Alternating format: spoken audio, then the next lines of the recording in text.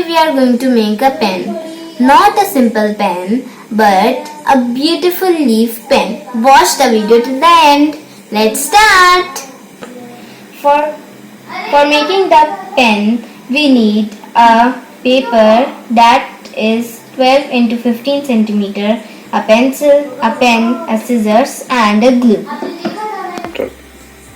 Then we have to take the sheet and fold it into two halves.